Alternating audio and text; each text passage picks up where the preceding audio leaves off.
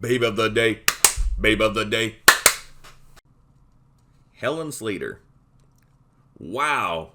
Do I love Helen Slater. Always did. She is one of those 1980s actresses who, despite always working, just didn't seem to get the attention she deserved. Now, years after the fact, fanboys throw her name around a lot. She is best known for Supergirl in 1984. But it certainly isn't fair to say she was typecast by the role. The movie bombed at the time. I never understood why the movie bombed, because I always liked it. The only thing I thought was disappointing is that you never see Superman, but that is minor. Now people have deemed the movie as a cult classic. Supergirl was never more beautiful than when she was played by Helen Slater. I liked the character's personality. There was also some sexy peril. It was an interesting story. I think some people may have been critical of the fact that, for one, Superman was never in the movie, and two, there wasn't a familiar high-profile villain like Lex Luthor. I thought it was a good cast, and that a sequel could have had possibilities. It would have been interesting to at least see Supergirl in a later Superman movie.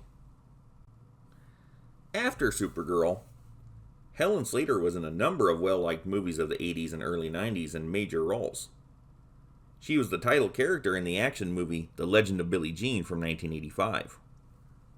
Her brother in the movie was played by Christian Slater, no relation. Then she was in the comedy movie Ruthless from 1986. That was a great role for her. It had quite a good cast.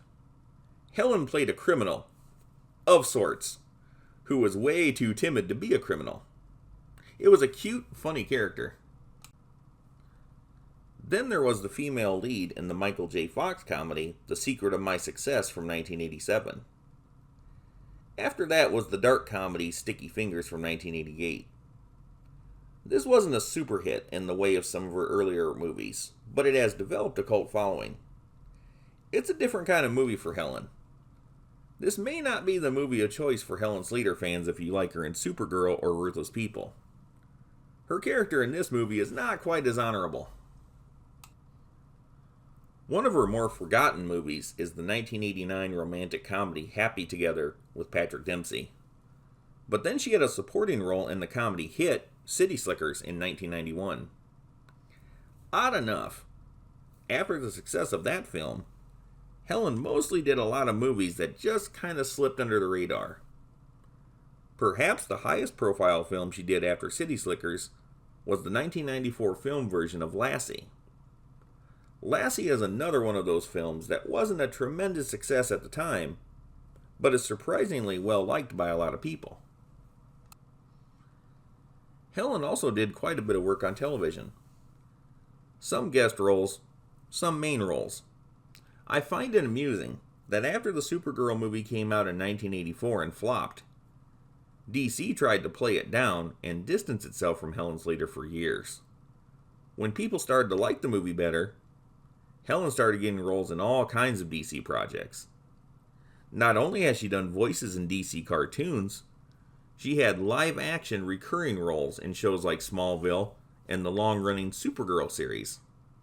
I consider that a win. Outside of the comic books, I think Helen Slater's Supergirl will always be the best on-screen interpretation of the character. She did a lot of movies that I like, and, for sure, is a bona fide 1980s celebrity. She is certainly deserving of the title, Babe of the Day, Babe of the Day.